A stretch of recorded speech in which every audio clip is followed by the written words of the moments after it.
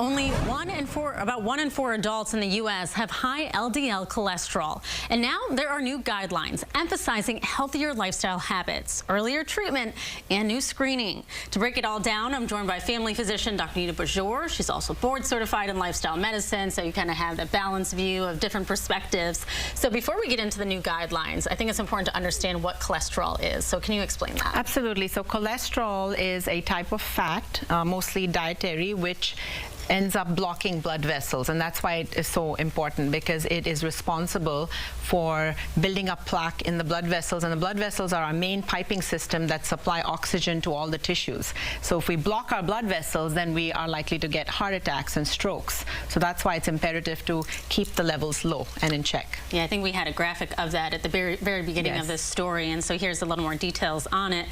So now let's go into some of these new guidelines.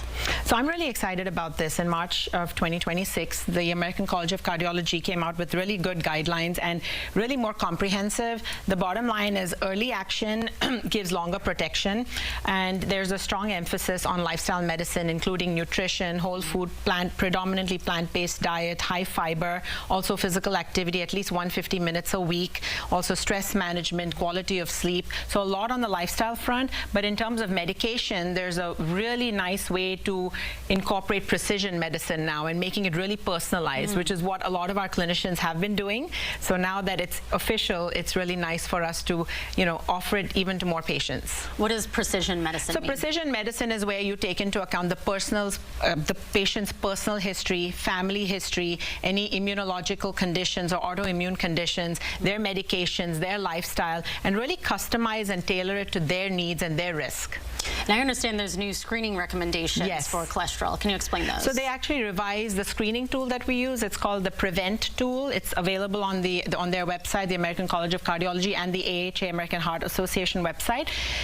Basically takes into account your LDL. If you are low risk, they categorize it as 0 to 5% risk, 5 to 10%, and more than 10% risk. They're also looking at a 10-year risk and a 30-year risk. So we're looking more long-term.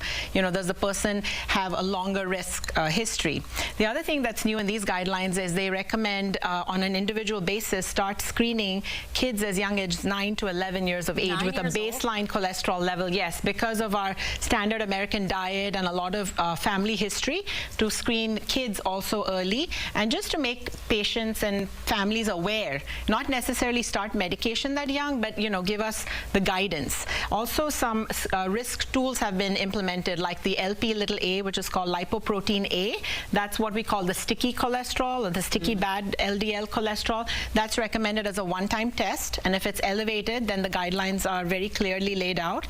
Also a test called the apolipoprotein B, which is a marker of family history of high cholesterol. And then there are two very good imaging studies that we utilize in practice, but it's really nice to see that they put that out in the guideline. One of which is called the calcium score. That's a very quick, easy, effective tool. That's a CAT scan of your heart, where you go under a CT scan for a few minutes, and they can precisely measure the amount of calcium that's built up in the plaque. Wow. And there's another one called the CIMT, which is the carotid intima media thickness testing. So the blood vessel that's a branch of the aorta, they can actually measure the age of the blood vessel and how much plaque is built up. So that's actually an earlier detection tool with soft plaque. You can pick it up before it gets calcified. All right, so we want to detect it early so we prevent a heart attack. Well, thank you, Dr. Bijoor, for joining us and breaking all that down. You're welcome. Thank you.